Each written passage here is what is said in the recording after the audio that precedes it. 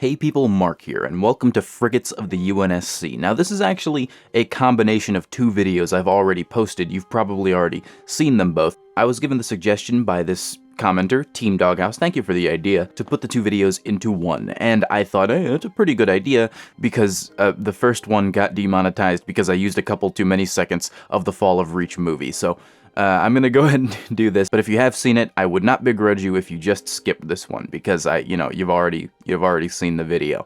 Unless you just want to watch it again, I'd appreciate that too.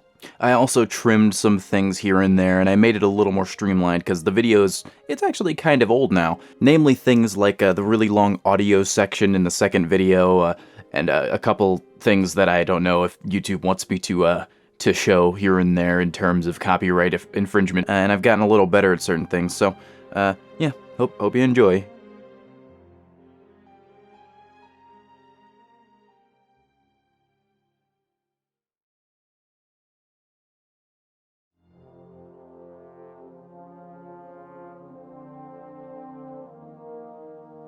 If there were ever a backbone of the UNSC Navy, this is it. Everywhere the United Nations Space Command makes their presence known, you can count on seeing these ships, silhouettes imposing, and MAC guns pointed toward the enemy, as the first and usually last line of defense for humanity. From the insurrection to the New Phoenix incident, frigates have made up the core of the human fleet due to their relatively low cost and invaluable contributions in every combat arena.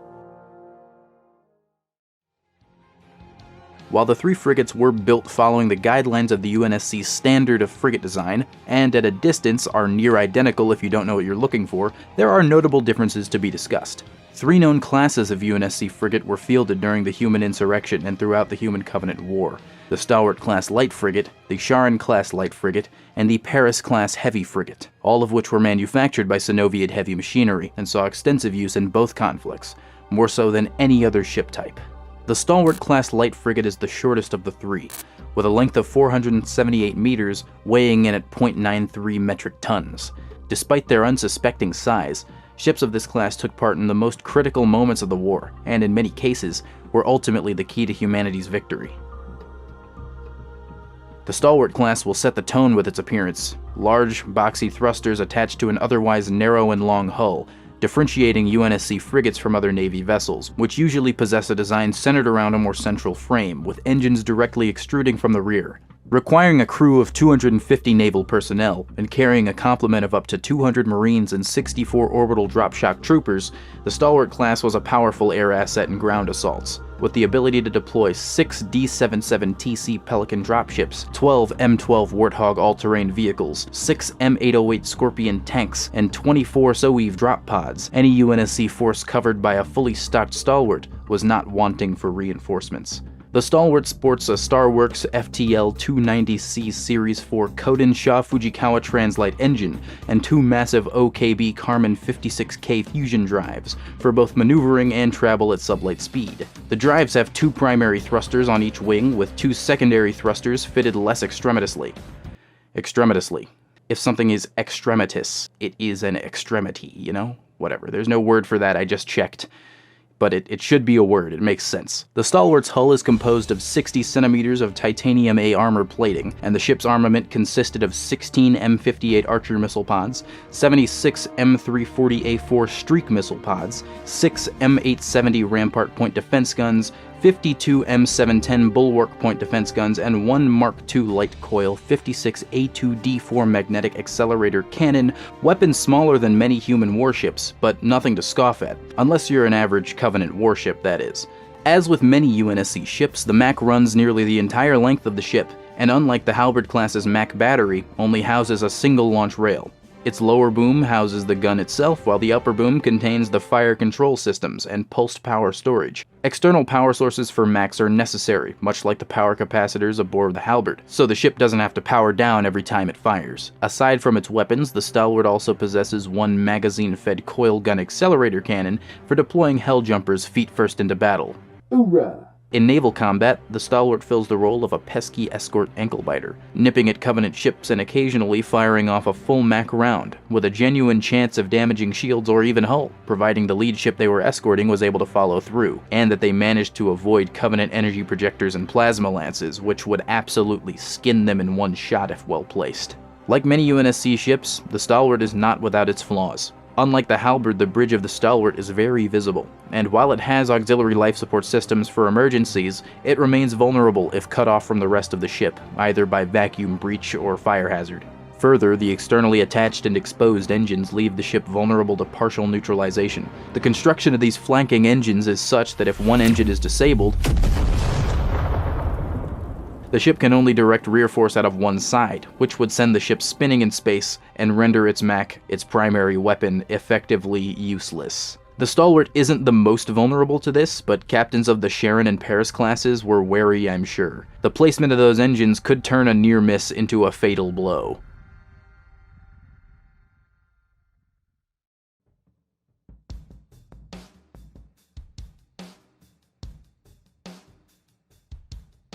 These issues, however glaring, didn't stop the UNSC from producing them in bulk alongside the Charon and Paris classes, their versatility and low production cost outweighing their detriments. Even without said flaws, ships like the Halberd, Marathon, and other carriers and cruisers were still toyed with by Covenant ships of lower classes, rendering any slight flaw in frigate design more or less inconsequential.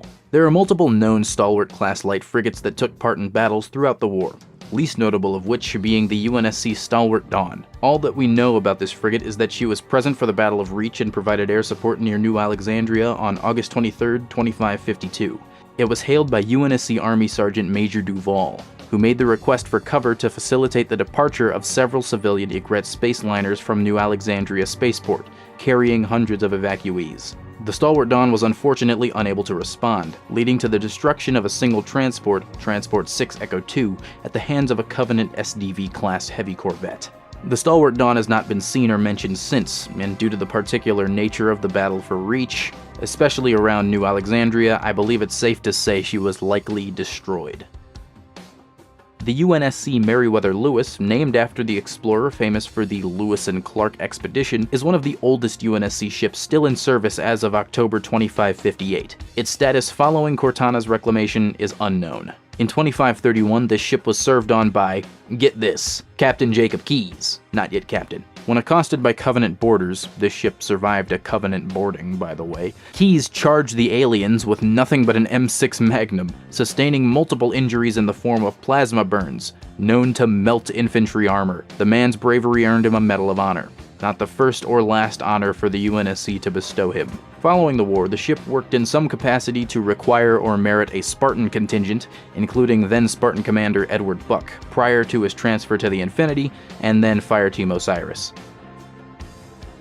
The UNSC Midsummer Night served in multiple battles and operations from 2535 until the end of the war. As a modified variant of the Stalwart-Class, the Midsummer Night was equipped with experimental Oni stealth technology, and is, in the words of Vice Admiral John Mawakizi, a long-range stealth ship, like a prowler, but she packs more of a punch. In 2535, the Midsummer Night was tasked with enforcing the Cold Protocol in the far reaches of the outer colonies. On a particularly notable excursion, the Midsummer Night detected a civilian freighter, Finnegan's Wake, drifting out of the Ictanus 45 system. A boarding party was assembled to ensure the ship's navigational data had been deleted, led by, get this, Lieutenant Jacob Key. The freighter turned out to be a trap sprung by insurrectionists. The boarding party suffered several casualties via planted explosives, but the rebels' goal to scuttle the ship with the UNSC personnel aboard was ultimately thwarted, all thanks to the keen strategic thinking of Keyes, who led the majority of the ODST boarders off the ship into safety. Shortly after this incident, Midsummer Night was reassigned to assist Oni operatives in Silion, the capital city of Charybdis 9, which was, fun fact, the home planet of Brohammer. The personnel aboard the ship were tasked with discovering the origin and location of individuals distributing Covenant weapons to civilian dissidents and insurrectionist sympathizers. Another civilian freighter named the Kestrel was found to be the supplier to multiple riot leaders on Charybdis 9, and after a Covenant fleet appeared in the system, said freighter fled, Midsummer Night close behind. The ships emerged at the Rubble, an insurrectionist-sympathetic human and Kigyar microcolony located within the asteroids orbiting Hesiod, a gas giant. After multiple excursions and altercations with both Rebel and Kigyar occupants, the Midsummer Night and her crew assisted the Rebels when their needle's edge peace with the Kigyar was broken, eventually facilitating the transport of the human rebels of the Rubble to a safer inner colony. Keyes continued to serve on this vessel until 2552, when he was transferred to the Iroquois, a Halberd-class light destroyer, to serve as commanding officer. Yes, that is how you say it. Iroquois. Iroquois.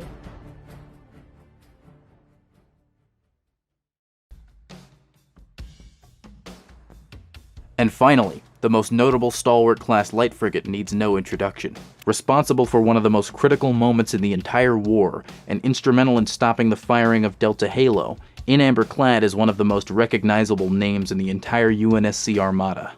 On February 9th, 2547, 16 Stalwart-Class light frigates were launched from Naval Shipyard AS-9 on Reach. In Amber Clad was one of these frigates, and following the battles of Arcadia, Paris 4, and Iota, is the only surviving ship of that line. Following the destruction of her previous ship, the UNSC Hilbert, stupid fucking name, get this, Lieutenant Commander Miranda Keyes was assigned to command the ship on April 7, 2550. Afterwards, the ship found her home at Cairo Station as a part of the Home Fleet, and spent the final days of the war in orbit of Earth. In October 2552, In Amber Clad engaged a fleet of Sacred Consecration as it arrived at Earth, led by the dumbfounded High Prophet of Regret, who didn't expect any human presence, let alone the single largest human fleet in history. At the end of the Battle of Mombasa, Solemn Penance, a CAS-class assault carrier housing the Prophet, attempted to flee via slipspace. Unbeknownst to Regret, In Amber Clad was able to piggyback through the slipspace rupture. Emerging from slipspace, the crew and complement found themselves at Installation 05, Delta Halo. If Clad hadn't followed Solemn Purpose, the Covenant would have had unfettered access to the ring, and would have eventually sourced a human to activate it. Thankfully, John 117 was present to finally put a slow and painful end to Regret. While Johnson and Miranda halted the firing of the ring and killed Tartarus. Afterward, it's likely that Johnson and Miranda were shuttled back to Earth aboard the Shadow of Intent, courtesy of their newly converted friend, as In Amber Clad wasn't seen again until it appeared in High Charity, infected from stem to stern by the Flood. In Amber Clad intended to end its service with a bang, but was stopped when Cortana was intercepted by the Installation 05 Gravemind, which presumably prevented her from accessing the ship's systems using its natural mastery of what's left of the domain or some other weird precursor powers. After rescuing Cortana, Chief escaped with the Arbiter using a Pelican from In Amber Clad's complement. Clad's hulk was likely obliterated alongside the majority of High Charity when Master Chief overloaded the station's reactor and activated the new halo over the Ark, ending the war in 2552.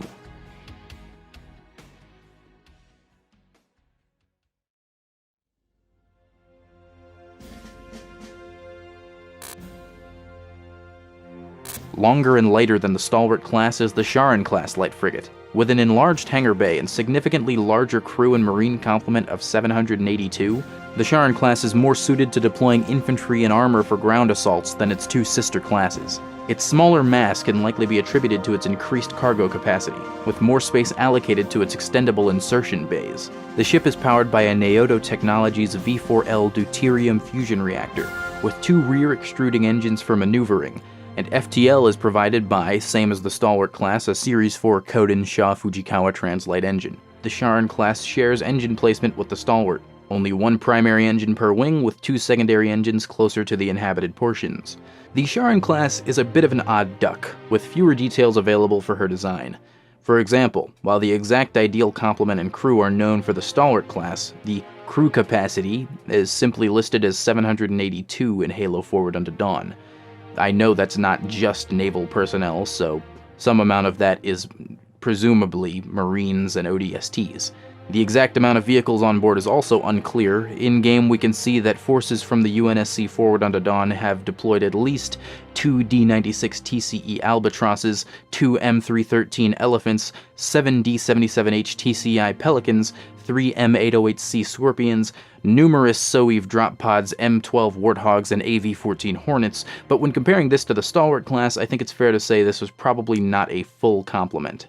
The presence and apparent use of SOEV drop pods implies that the Charon-Class shares the design detail of a magazine-fed coilgun accelerator cannon for the deployment of ODSTs. The Charon's main armament includes a Mark II light coil 83 B6R3 MAC fitted on the upper boom rather than the lower, 50 M58 Archer missile pods, and 4 Rampart point defense guns. One might be tempted to say, due to possessing 54 fewer point defense guns and 42 fewer missile pods, that the armament, compared to the Stalwart, is pathetic. And that would be the case were it not for the Charon's 3 Hyperion nuclear delivery systems. giving a fully armed Charon-Class an entirely different role to play on the battlefield when compared to her shorter sister. It's unknown if this is the case for all UNSC ships, but the Charon-Class's weapon system can be accessed and certain weapons fired from outside the hull, namely the Hyperion nuclear missiles. An interesting feature. If there are any members of the Navy or Space Force in the comments, do let me know. Are there any ships or spacecraft in real life that would reasonably do this? I mean, I know there's no spacecraft that have nukes on them. Well, I don't know that. I hope. Oh god, let's move on. In any case, the nuclear armament of the Charon can, at close range, be a one-shot kill for unshielded or unsuspecting Covenant cruisers or lighter. Very impressive for a ship of its size. There are several notable Charon-Class light frigates, including, of course, the lead ship of the class, the Charon, about which no details are known. The UNSC Aegis Fate was a Charon-Class present for the Covenant invasion of Reach and the Battle of Earth. It found its way to the Ark during the Battle of Installation 00, and sometime either during or just after the war, is known to have deployed the Albatross found on the Halo 3 multiplayer map Sand Trap, as well as the 2 elephants and various human vehicles found there. Interesting side note, this screenshot from the unfortunately cancelled game Halo Online actually features the Aegis Fate hovering above the map just like it does on Sand Trap, which I think actually returns in spirit years later in Halo Infinite, although that is a Mulsanne-Class frigate rather than a Charon, which we'll cover in Part 2.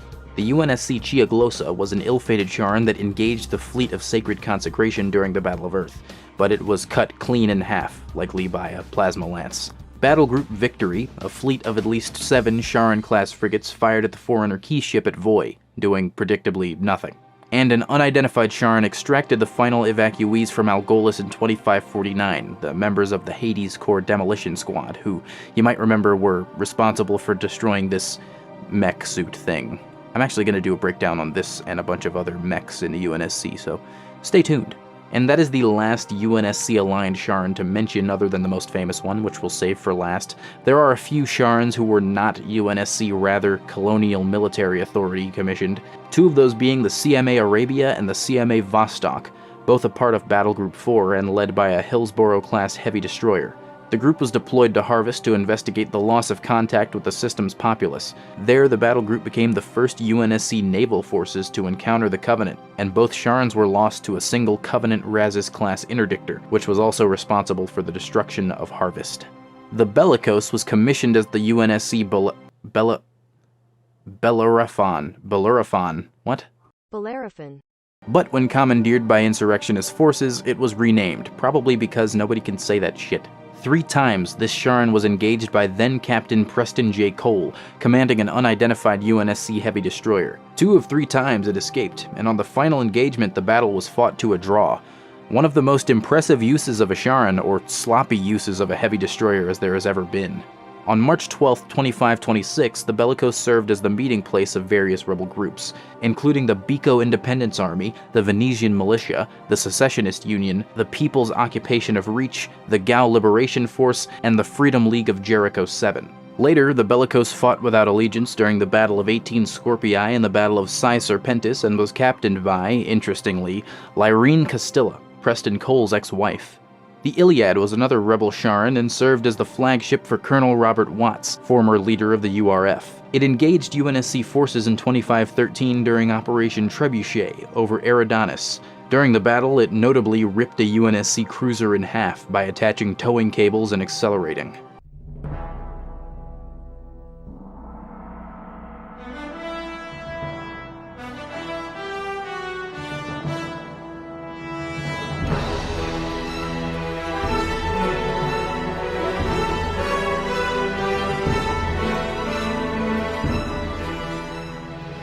Finally, the most well-known Charon-Class frigate is the UNSC Forward Unto Dawn, which was for years believed to be the final resting place of the Master Chief. The UNSC Forward Unto Dawn was a part of the 7th Fleet, which was recalled to Earth in September 2552 to serve in the conglomerate of fleets known as the Home Fleet, meant to serve as humanity's last stand against the Covenant. During the battle, Lord Hood used the humble ship as his flagship, later committing her to the aforementioned Battle Group Victory, which fired on the Forerunner Dreadnought. After failing to damage the key ship, the portal to the Ark opened, and Truth made his way in with his enlarged Jiralhane fleet. Shortly after, a Covenant cruiser arrived and crashed, dispersing the flood into void. After the Shadow of Intent and a portion of the Sangheili Fleet of Retribution partially glassed Africa to cleanse the flood, the elites and humans followed Truth through the portal, with the Dawn now captained by, get this, Miranda Keyes, bringing along part of the 7th Fleet and the previously discussed UNSC Aegis Fate. Aegis Fate? Aegis Fate. After the Prophet of Truth was neutralized and Miranda was KIA, the Dawn was flown by Johnson to the incomplete Halo, the entirety of its crew either dead or aboard the Shadow of Intent or other Sangheili ships. Johnson parked at a couple kilometers from the control room, and after his death and the premature activation of the undesignated Halo, Chief and the Arbiter raced to the now-abandoned frigate. While making their final escape, the Dawn was ripped apart by the shockwave of the Halo collapsing in on itself. Her bow made it back through the portal and to Earth, but it's heavily implied that her stern, Chief Within, was intercepted by Mendicant Bias, who teleported it to Requiem as attempted recompense for his past actions. His goal could have been to help the Librarian reform the Didact. He couldn't have known that by then the Didact was beyond saving.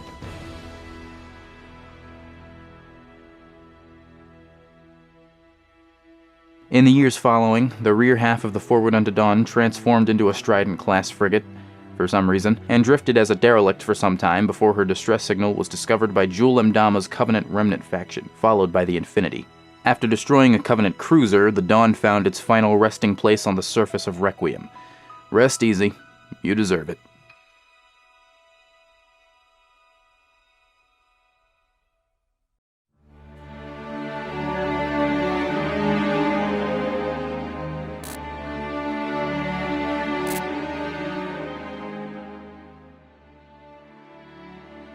Last but certainly not least, the Paris-Class Heavy Frigate.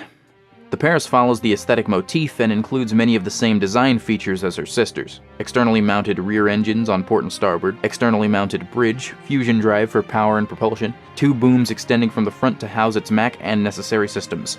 The key differences here are the size, use, and armament. The biggest frigate in the UNSC at the time, the Paris-Class measured in at 535 meters long, weighing 1.3 million tons. The Paris sports thicker titanium A battle plate than her forebears and is the most suited of them to engage in naval combat. The fusion drives on the Paris-Class also differ, with each wing housing 1 primary and 3 secondary engines. Beside the primary hangar bay found on the keel, the Paris can also be docked with via 2 airlocks on the bridge. This allows the bridge crew to move immediately from their stations to any orbital platforms or space stations with ease. The Paris-Class's armament is predictably greater than either the Stalwart or the Charon's, including 165 P-8V1 light MAC on its upper boom, 26 M58 Archer missile pods, 12 M870 Rampart point defense guns, 12 M2950 Harpoon nuclear missile silos, and 3 M2475 Shiva nuclear missile silos. Exact crew and complement numbers have not been disclosed, but we know that the Paris housed longswords and pelicans, making it the only UNSC frigate we know to deploy strike craft. While exact numbers aren't known, we can assume that the ship's heavy emphasis on space combat leaves little space on her decks for housing ground forces. This hasn't hindered the Paris-Class in becoming one of the most effective UNSC ships to grace the field, able to hold its own against Covenant battle cruisers and corvettes for extended periods, with varying results.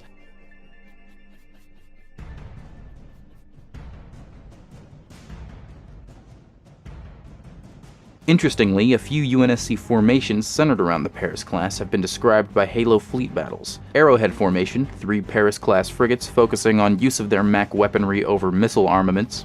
We can assume that this formation places a lot of weight on distance.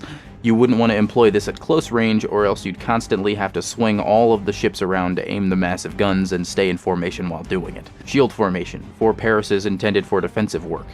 I'm imagining the Parises would be more static here. If defending a position, they'd probably still emphasize max until an enemy came close, only breaking formation for evasive maneuvers, and once any enemies got close, switching to missiles. Trident Formation, 3 Paris frigates balancing MAC and missile armaments evenly. Now this is the most versatile formation, and probably the one most employed, or swapped to. Everyone's got a formation until you get plasma lanced in the face, so to speak. The Shield Wall Battle Group would be a combination of 3 Paris-Class shield formations, arranged to maximize MAC efficiency. The Harpy Specialist Battle Group employs 3 Arrowhead and 3 Trident formations, a total of 18 Parises, meant to overwhelm single Covenant capital ships. Other than that, I could see this battle group being used in case of an engagement with a more spread out enemy battle group, either using missiles to intercept rapidly approaching targets, or maybe funneling them into the path of the MAC. The Paris was also favored for support roles in multiple formations. The Cyclops Specialist Battle Group formation saw one Marathon-Class cruiser modified to work as a strike craft carrier, supported by 9 Paris-Class frigates in Trident formation. I imagine even a large Covenant ship would be a bit intimidated if they saw this pop out of Impulse. The Barrage Specialist Battle Group employs 2 Marathons, each supported by 2 Parises, forming a multi-role formation. Lastly, the Gorgon Specialist Battle Group paired 2 Marathons supported by 1 Paris each and backed up by 2 Trident formations. There were many named or notable Paris-class heavy frigates deployed throughout the war. The Paris herself was a part of the home fleet during the Battle of Earth. Her current status was unknown, but she was one of the few ships able to follow In Amber Clad and Solemn Penance to Installation 05. The Andraste is a Paris class that makes no appearances, but is featured in the Halo Encyclopedia with the hull code K201. The Commonwealth, commanded by Captain Wallace, was a Paris attacked by the Unrelenting, a Covenant Xanar-class cruiser, while transporting Dr. Catherine Halsey and the burgeoning Spartan IIs to the Damascus testing facility on Chesedi 4, where they would, for the first time, test their new Mjolnir armor systems, which would later become the very face of the Spartan program. The Commonwealth was able to fend her off long enough to get her passengers to the surface. After receiving their Mark IV Mjolnir for the first time, Blue Team was able to board the cruiser and destroy it from the inside, saving the Commonwealth and allowing it to fight another day, although sustaining heavy damage, including a crippled communication system, shaved armor plating, an overloaded ship AI memory core, a leak in the port fuel tank, Deck 13's entire destruction, its MAC taken offline, nearly 0% hull integrity, fires in sections 1 to 20, its port armor plating completely destroyed, and an extreme reduction in reactor efficiency. It's an absolute miracle this thing survived. Afterward, the Commonwealth was presumably repaired and probably continued to serve in the war before she was decommissioned and scrapped sometime before August 2552, when, on reach at the Azad shipbreaking yards, Noble 4 and Noble 6 fought through her hulk to deliver Cortana to the Pillar of Autumn. The UNSC Grafton and the UNSC Saratoga were both Paris-class frigates that provided air support for UNSC ground forces during the Battle of Zerdok Ridge on August 12, 2552. Grafton, famous for its unprecedented authorization to fire, not ground, in atmosphere. One way to get their attention. Hang on to your was sadly destroyed directly after by the Long Night of Solace, a Covenant CSO-class supercarrier, which I wish didn't have such a cool name, which served as the harbinger of a much larger fleet led by then Supreme Commander Thel Vadami. The Saratoga narrowly escaped and its activities afterward are unknown. The UNSC Savannah, probably the most notable Paris class, was another that took part in the fighting at Reach. She sacrificed her slipspace drive to be used as a makeshift bomb in an offensive action undertaken alongside a squadron of Sabres, a highly classified experimental fighter craft. The drive would be carried onto a nearby SDV-class Covenant corvette, which, once boarded and captured, would serve as the delivery device. Once the boarding party was inserted, the frigate made the mistake of remaining engaged with the corvette, leading to continued damage. Colonel Holland gave the order to disengage far too late, and the Savannah was destroyed. Oopsies happen. Once the corvette was in position, George 052 manually detonated the drive, destroying the CSO-class supercarrier. The Savannah had completed her mission. To what measure of success? We all know the answer. Multiple Covenant signatures. Is anyone listening? They're everywhere! Yes, must be the whole damn Covenant fleet.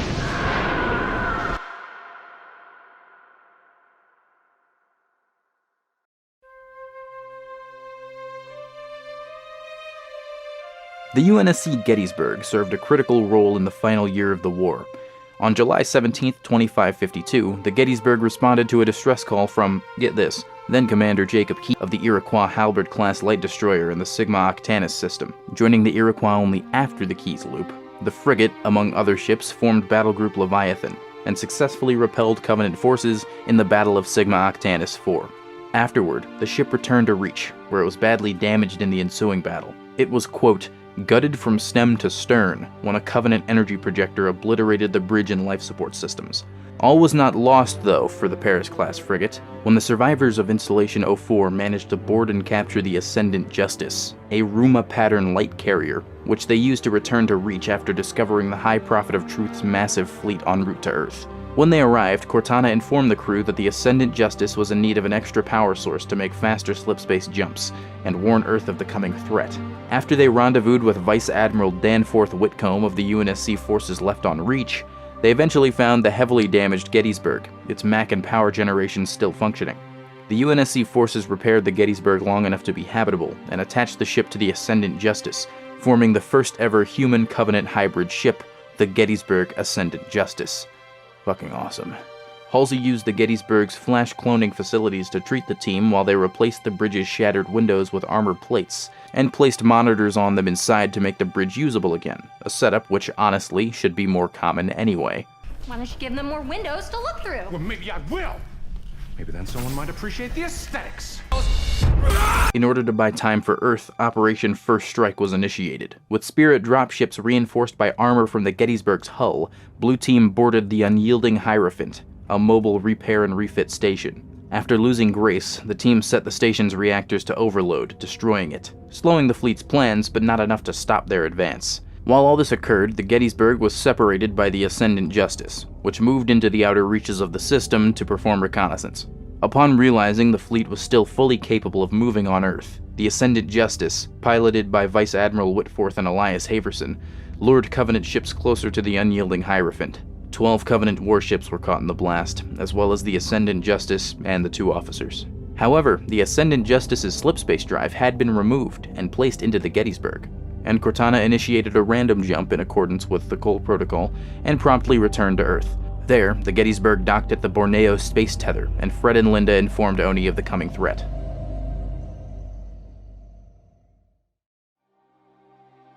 The UNSC Promise of Dawn was present for the Battle of Reach in some capacity, and was the home of the smart AI Gabriella.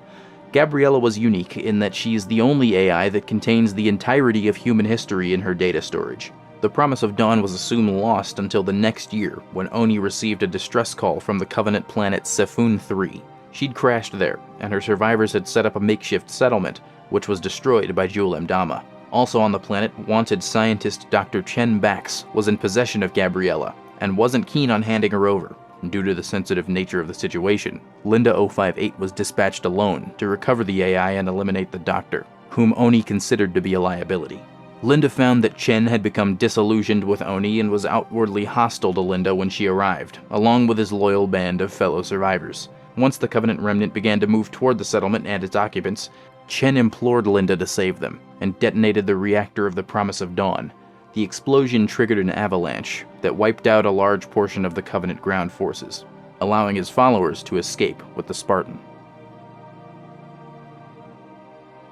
The Cascadia was deployed to the planet Clael in 2556 after the planet was glassed by a Covenant remnant faction. Commanded by Captain French and his massive head, their mission was search and rescue. The Cascadia carried with her Marines, ODSTs, and the Army's 412th Engineering Command. Sergeant Holly Tanaka was among the group of ODSTs and Marines deployed via Pelican to rescue survivors. After engaging and dispatching a group of Kigyar scavengers, they transported the civilians to safety aboard the Cascadia. There were several frigates that must have been one of these 3 due to their appearance in the timeline, however were not adequately described in the sources they appear in. FFG 427 and FFG 502 are frigates that participated in the defense of Concord in 2551, and that is all that is known about them. The UNSC Allegiance and the UNSC Fair Weathers are described as frigates in the Fall of Reach novel. They arrived alongside the Gettysburg in response to Keyes' distress signal, reinforcing the Iroquois and later participating in the Battle of Sigma Octantis IV. The Fairweather was destroyed when it collided with a Covenant destroyer, but, with its missiles, made sure its attacker also did not survive the engagement. The UNSC Purpose is referred to as a frigate by Halsey in her journal. It fought at the human colony Bliss alongside 2 cruisers, the UNSC Weeping Willows and Matador, against a Covenant fleet of 45 warships. Needless to say, they did not come out victorious. The UNSC Agincourt was a frigate sent to the Forerunner shield world Onyx to deliver supplies to Camp Currahee, a top-secret UNSC military base that served as the training facility to Alpha, Beta, and Gamma Company. All of Gamma Company, including Mark. Gamma Company Mark. Subscribe. As it was leaving, the Agincourt was requested to investigate unusual noises from Zone 67 of Onyx.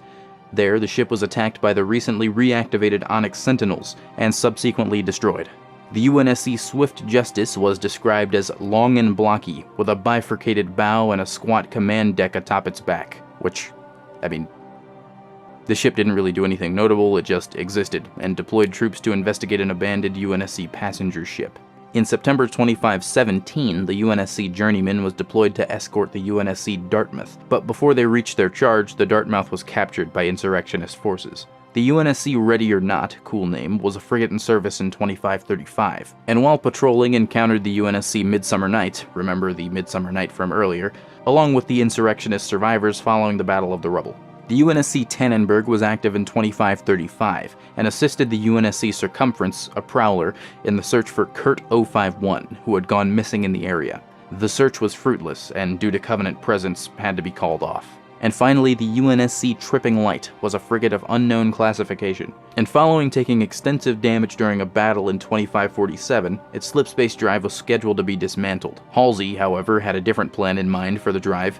She chose it for her unsanctioned private testing with an experiment to create an abstract fractal within slipspace for housing AI. Whatever the hell that means. And that is every class of frigate up until 2552 and ship of the line ever mentioned in the Halo expanded universe. Now, my thoughts. I like them. I mean, who doesn't like UNSC frigates? They're the first thing I think of when I think of the UNSC, even if they're not my favorite ship. I saw a comment asking about the exposed bridges on UNSC ships. Specifically, they were talking about the Halberd, but it's especially egregious on these. I'm somewhat inclined to agree because starships don't need bridges, they really don't. There's a reason why real-life spacecraft mostly use sensors and radar to navigate, as well as Earth-based sensors. Really, the rockets we use are extremely dependent on ground-based navigation, but still. It's 2552. If you're really so inclined to see outside, you could use cameras, as they did on board the Gettysburg. But on the other hand, I think it sort of makes sense for the bridge to be exposed. These ships are really skeletal. They are the epitome of put some propulsion on a gun design philosophy that the UNSC likes. There's really nothing on these ships that isn't absolutely necessary, which leaves a lot of empty-looking space on it, especially when compared to something like the Marathon-Class, a big spinning pillar of battle plate. I think these ships might just be small enough that the exposed bridge is a negligible issue. I'm interested to see what you all think in the comments. Post-war, the frigates of the UNSC are totally different, to the point where I'm doing a part 2 just to emphasize those differences. Only the Mulsanne-Class really keeps most of the classic frigate design, but we'll get to that in part 2.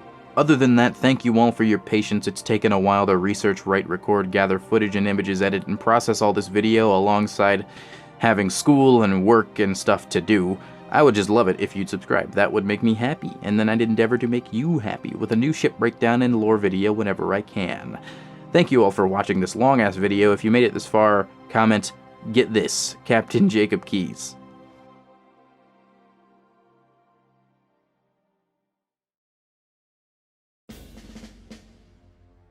Following a long and bloody war, humanity found itself in a strange place.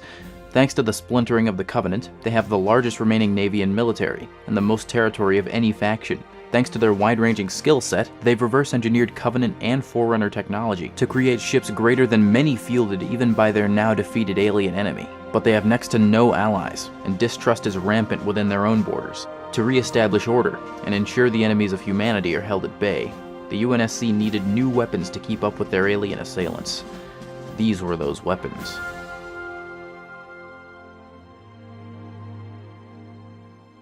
Hey people, Mark here, and welcome to another batch of ship breakdowns. This one was interesting. These post-war ships are very different for humanity. I know the 343 era of ships is divisive, but I think they did a good job differentiating them with the previous group. These frigates really do feel more advanced than the previous set. I love the Human Covenant War era ships, don't get me wrong, but just looking at the newer ships and all the details we know about them, you just get the impression they would absolutely body the old guard. As always, I hope you like it, and if you do, hitting the button would be appreciated, and a sub would make you my favorite kind of person, the kind that subscribes to me. Sources are Halo 4, Halo 5, Halo Infinite, Halo Rubicon Protocol, Mythos, Warfleet, and the Encyclopedia. Here we go. To refrain from straying from our roots too soon, let's start with the newest ship to be unveiled. The only frigate to keep the classic design following the end of the Human Covenant War, the Mulsanne-Class light frigate might look familiar, but like all post-war frigates, is an entirely different beast. The Mulsanne superficially retains the older design philosophy, but on closer inspection, you'll find the engines are not affixed to the wings. An improvement on what I said in part 1 is, I believe, a massive design flaw in the older frigates. Instead of working as wings, these plates now simply take the role of spaced armor. Now, this is my own hypothesis of what these are. The encyclopedia sheds no light on it. Spaced armor was an innovation of the mid-19th century. The idea being that thin, supplementary armor pieces with space in between could achieve satisfactory results rather than having to forge or machine entire new armor plates. The hope was that projectiles, once they impact or penetrate the spaced armor, would deform, tumble, deflect, or disintegrate. Spaced armor has been used on warships, tactical machinery, and mostly tanks, but it has actually appeared in real life on spacecraft in the form of a Whipple shield. Whipple shields are armor pieces made of layers of fabric to protect occupants and systems from micrometeors moving at high speeds. It's not meant to totally stop an object, but to at least break it or slow it down, sort of like a gambeson for spaceships. Getting back on track, that is what I assume these armor plates are for, aside from keeping with the old style. As we'll see later in the video, the UNSC is not sentimental when it comes to looks. I'm not sure the value of spaced armor when it comes to plasma. I don't have enough physics knowledge to understand or begin to research the effects of superheated liquids splashing in space. But if these shots from the Fall of Reach are any indication, plasma torpedoes themselves quite easily punch through the comparatively flimsy armor of a Paris-Class frigate. So I could see any extra armor being a plus, as did the UNSC with the Autumn and Marathon-Class cruisers, which also incorporate armor around the engines. These big plates are also notably only protecting the engines and the habitable areas around those, almost as if a certain ship type was vulnerable to engine damage in the past. Further, the externally attached and exposed engines leave the ship vulnerable to partial neutralization. The construction of these flanking engines is such that if one engine is disabled, the ship can only direct rear force out of one side, which would send the ship spinning in space and render its MAC, its primary weapon, effectively useless. The engines themselves extrude directly from the rear, with two large primary engines. Two smaller secondary engines are affixed below them, with a third pair of tertiary engines next to them. The Mulsanne is noticeably more compact than any of the previous frigates, with its bridge much less protruding and lacking any of the keel hangers of the stalwart Charon and Paris classes. No numbers have been given on the crew and complement, but a lack of any deployment bays or hangar leads me to believe it has no infantry or ground armor on board, and its size would very much make it a surprise if it carried strike craft or pelicans. If the Huragok liberated from the Covenant during the war have been consulted, I wouldn't be surprised if the typical 250 sailors required to operate warships has been trimmed down significantly. In fact, for a ship of this size, I estimate that at most a couple dozen hands are required to operate it. Even from a tonnage perspective, the Mulsanne appears to come up short. Measuring in at 456 meters and weighing a measly 0.9 million tons, the Mulsanne is shorter and lighter than any of the wartime frigates, but employs some of the most novel weapon systems of the post-war Navy. The Mulsanne-Class has effectively taken the Paris-Class heavy frigate's role in the fleet, which might be jarring at first glance of the ship's size, and even more so its armament, as opposed to the Paris-Class's magnetic accelerator cannon, 3 Shiva nuclear missile silos, 12 Harpoon nuclear missile silos, 12-point defense guns, and 26 Archer missile pods. The Mulsanne employs only 20 M58 Archer missile pods and 12 M870 Rampart point defense guns. What's going on here? Well, the key game changer here is the Mulsanne's massive Bright Lance compound reflex laser. Why is this such a big deal? Well, to explain that, I'll have to get into the details behind why MACs and lasers are different. I have a much longer video on the topic of energy weapons planned, so I'll be as brief as I can. Do keep in mind, I am not a physicist, nor am I an autodidact. Magnetic accelerator cannons are massive coil guns or Gauss rifles. How it works is, a ferromagnetic projectile, in the UNSC's case either ferric tungsten or depleted uranium, is pulled by multiple electromagnets in sequence, deactivating as the next activates, pulling the slug down the barrel and accelerating it as it goes. They exist in real life, but are either unfortunately, or fortunately depending on how you want to look at it, much less potent than the ones we see in Halo, at least for now. This system allows for extremely high-velocity projectiles to be hurled across vast distances. The numbers vary by the Mach, but the Supermax orbiting reach according to the Fall of Reach novel could fire 3,000-ton projectiles at 0.04% the speed of light. Now that is very fast, and very powerful. Contrasting this with lasers, the immediate difference is obvious. The velocity of a laser, if you could call it that, is as close to instant as you can get. You probably already know this, but laser beams move at the speed of light, which is as fast as a something can go. This immediately gives them greater operational range, and depending on how you utilize laser systems, you can get a variety of results. The one that probably comes to mind immediately is the CW, or continuous wave laser. These are lasers that emit a constant, uninterrupted beam with a stable output power. When contact with a target is maintained, heat damage does the work rather than the brute force of a kinetic weapon like a Mac. These are seen all over sci-fi, Covenant energy projectors, any classic sci-fi laser. Here you can see a United States Navy vessel shooting down an unmanned craft with a laser. I think this laser is continuous wave. Pulsed lasers are my personal favorite, and they work a little differently. Basically, a pulsed laser is only on in pulses. That is to say, it's only firing the laser in intervals. This results in mechanical shock due to repeated short bursts of extremely hot conditions, like a speed-of-light jackhammer made of photons, while also keeping heat generation and power consumption minimal. There are differences in effect based on how long your pulses are. Shorter pulses and longer off periods allow for both the weapon and the target to cool, resulting in a more precise drilling effect. Longer pulses cause a heating effect more akin to continuous wave lasers, with the power-saving benefit of being off half the time, but still applying that drilling effect. I assume, based on how the Bright Lance fires, it is either one huge pulse laser or a huge array of small pulse lasers, because it behaves most similarly to real-life pulse lasers that only fire for a fraction of a second, like this 13 kilojoule laser made by the brilliant Styro Pyro.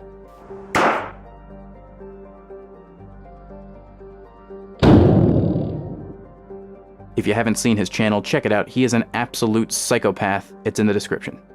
What the fuck is he doing now?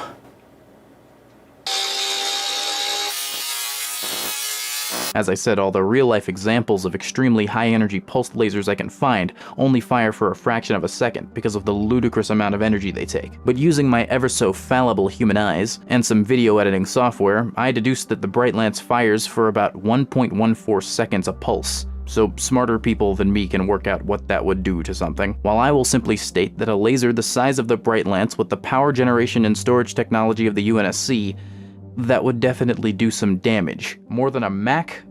Hard to say. We can't know how well these work in-universe until we see a Bright Lance hit a target that's more than a skybox decoration, but I will say I have my doubts. There is definitely the benefit of range. Between a Super Mac and a Bright Lance, the Bright Lance is going to hit its target 287,800,759.7 meters per second faster than the Mac. And Macs are generally listed to have a range of 10,000 miles, or about 16,000 kilometers. That's not to say the projectile slows in a vacuum, just that at distances beyond that, it's pointless to try and hit a target that can effectively dodge. Future editing mark here adding in that this is also probably why it only shoots one pulse instead of a continuous wave or many pulses, because at long distances it's really hard to keep a laser steady, not to mention that jitter is a thing that exists in the universe. Like, everything that is moving is not moving in a straight line. There's nothing in the universe that moves in a perfectly linear direction. Even light bends through space. It's called diffraction. Light does not move in a perfectly straight line.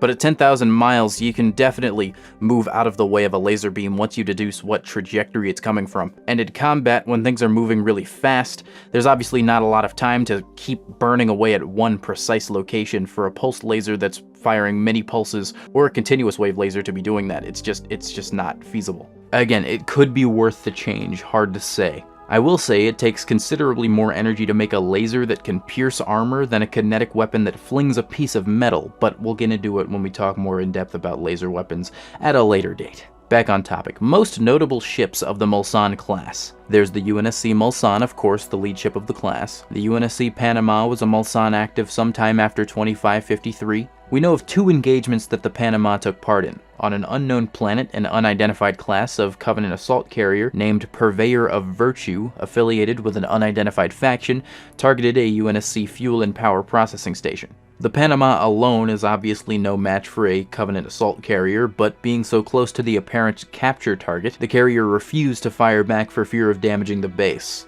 Last we've seen of these two ships, they were locked in a stalemate. The Panama, at an earlier or later date, took part in an offensive action against the Banished, deploying Spartan teams to the surface of an unknown world to disable a Banished gore-spike cannon. At least 6 Mulsanne-Class frigates were present during the Battle of Zeta Halo between the UNSC and the Banished. The most notable, both of this battle group and of this class, is easily the UNSC Mortal Reverie. After the fall of the Infinity, her escorts didn't last long in the fight. The Mortal Reverie was shot down and crashed on the ring, damaging it beyond reasonable repair. 3 days later, the Reverie's wreckage was converted into a UNSC base of operations. What am I looking at? Frigate, Mulsanne-Class. Hull identification reads Mortal Reverie. If we're gonna make any noise on this ring, we need a base of operations. It's beat to hell, but it's shelter. Defensible location, no sign of banished activity. Yeah, this could work. Any Spartans in comms range? Spartan Griffin is in range, but his signal is diminishing rapidly. I'll keep it brief. Open up a channel. I think we found our rendezvous point.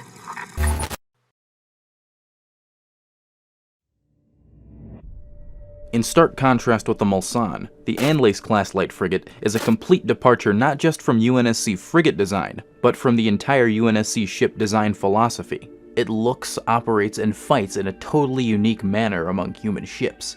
As a part of Aerofabric's return to manufacturing spacecraft for the UEG, this strange little ship is the smallest frigate ever fielded by humanity. The Anlace measures in at a meager 372 meters and weighs 0.9 million tons. That is quite small, only 31 meters or about 100 feet longer than the longest UNSC corvette. It's even more jarring when you compare it to the smallest Covenant corvette, the Makar pattern, which measures in at 485 meters, 113 meters longer than the Anlace-Class frigate. Alongside the Strident-Class, hundreds of these were manufactured in shipyards orbiting Mars and Tribute to compensate for the heavy losses accrued toward the end of the war. The ship is by far the smallest frigate, but does have its specializations, focusing on fleet support. As such, it's probably rare for the ship to have to engage in direct ship-to-ship combat. Still utilizing titanium A armor plate, the Anlace is highly modular and allows for the optional addition of an electronic warfare suite, a nuisance for enemy communications and radar. I imagine this was only possible after making use of hard-won knowledge of Covenant computer systems gained during the war. These suites can also be used as effective cloaking devices, able to mask the presence of friendly ships or inhibit or intercept comms between enemies. Most impressively,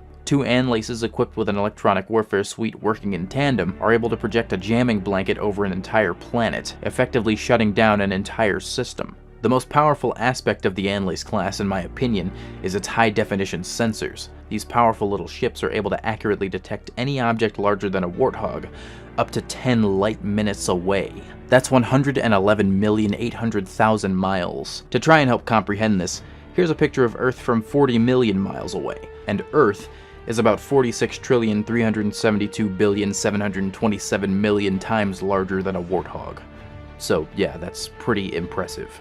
You would be hard-pressed to sneak up on a fleet with these ships included, unless you were to be in slipspace while doing it, in which case you would also not be able to accurately detect a fleet you're jumping into. The Anlace is the only UNSC frigate to have an internal bridge, I think. There's a bridge on this concept image, but the official art placed this here instead, which we will get into in a moment. This internal bridge fixes what is possibly the greatest design flaw of the entire UNSC Navy, a reliance on seeing outside. There are no windows to expose the captain and the entire bridge crew, meaning the ship is significantly better armored, even if the armor per square foot isn't that much greater. If this frigate's differences weren't stark enough, the armament of the Anlace-Class is the most unique the UNSC has ever deployed. Unlike any other UNSC ship, the Anlace-Class is completely devoid of kinetic weapons, and unlike any other energy-based ships in Halo, it has no plasma-based weaponry either. The entire armament of this class consists of lasers of differing types. The main gun of the Anlace is a Helios capital-scale high-energy laser. Unlike a Mac or the Bright Lance, the laser is turreted and can pivot independent of the ship's orientation. This is a huge advantage, as other frigates, including the Mulsanne and Strident-Class, would have to turn and face their main gun away from the enemy if they wanted to retreat. The Anlace can fire most of its armament and its main gun while changing position. 4 Magna 320 capital-scale pulse lasers also adorn the ship, as well as 8 ANSEC 11 point defense laser arrays. The pulse lasers also being categorized as capital scale implies that the size or power of the laser is at least comparable to the Helios. The Anlace's laser-based armament works especially well thanks to its highly accurate long-range sensors. This would allow the ship to utilize the effective range of what I can only assume are extremely powerful long-range weapons to weaken enemy shields long before they're within striking distance to the rest of the battle group. Since the Anlace is not necessarily meant to engage as a frontline combatant, I wouldn't be surprised if it was being used as a test bed for these energy-based weapon setups. and due to its unprecedented role in the fleet, having an unconventional arsenal isn't so strange, I suppose. The only known named ship of this class is the UNSC Anlace, the lead ship, of which we know nothing about. We do know, however, that Anlace-Class frigates are deployable from the UNSC Infinity's Cat 8 sub-vessel deployment bays. We never see one deploy, but we do see 2 Anlaces escorting the UNSC Infinity in the Halo 5 loading screen, or main menu. These could be some Anlace-Class Infinity sub-vessels, but they could also be normal escorts.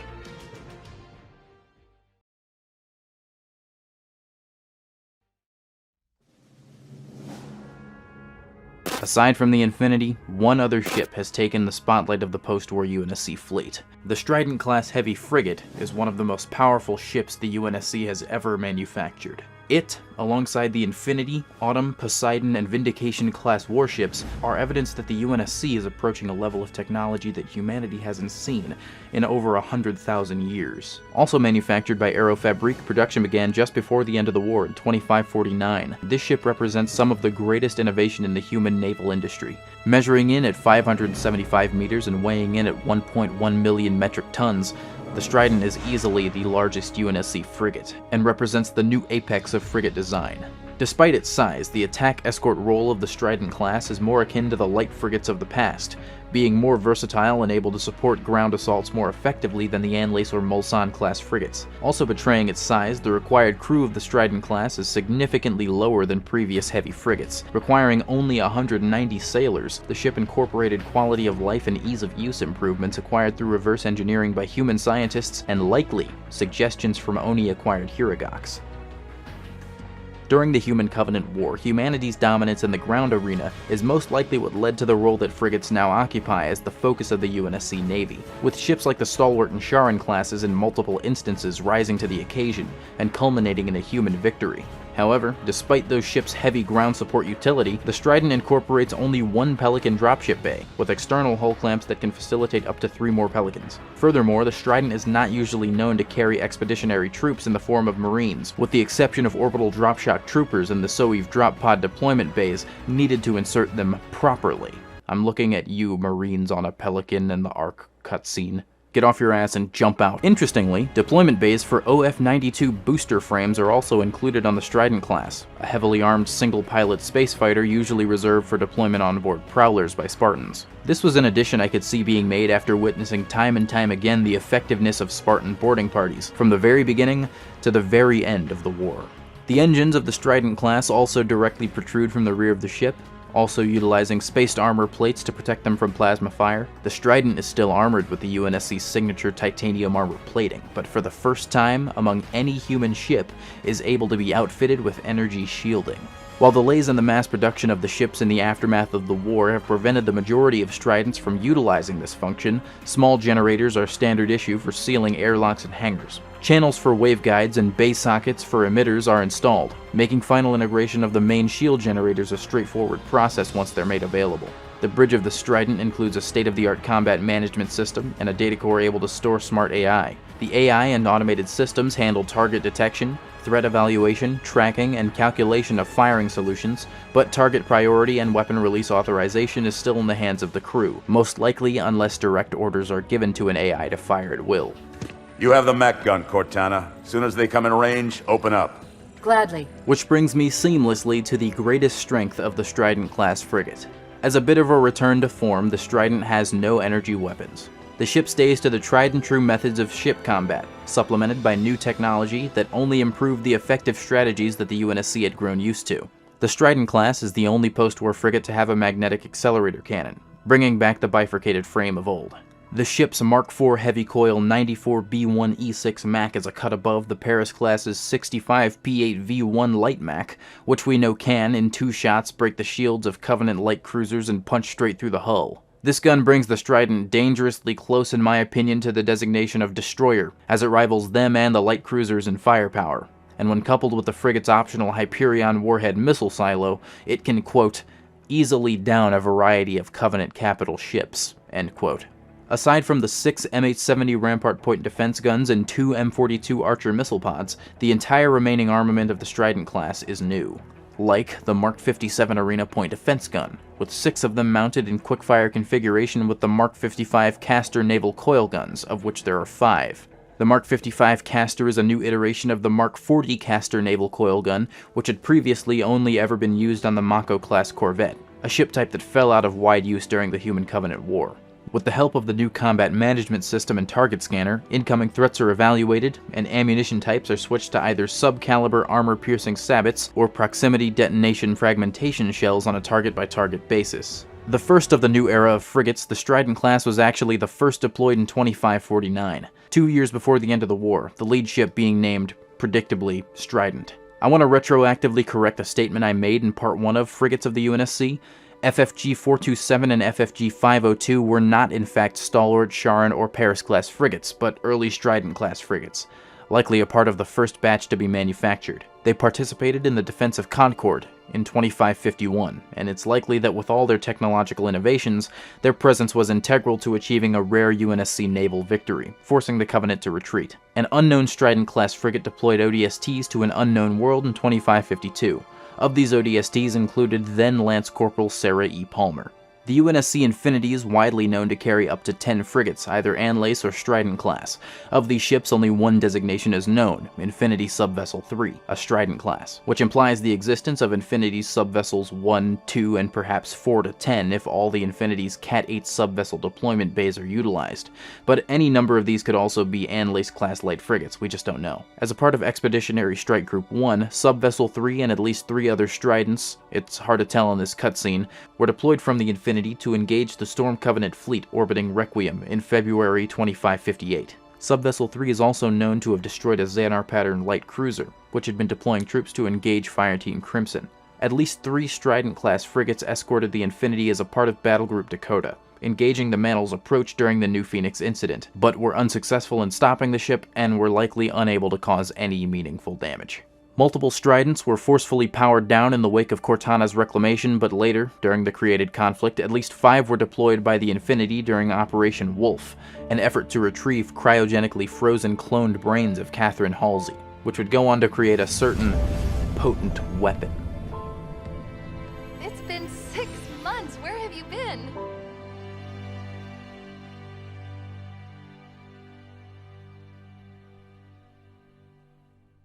So, the new frigates of the UNSC, where to begin?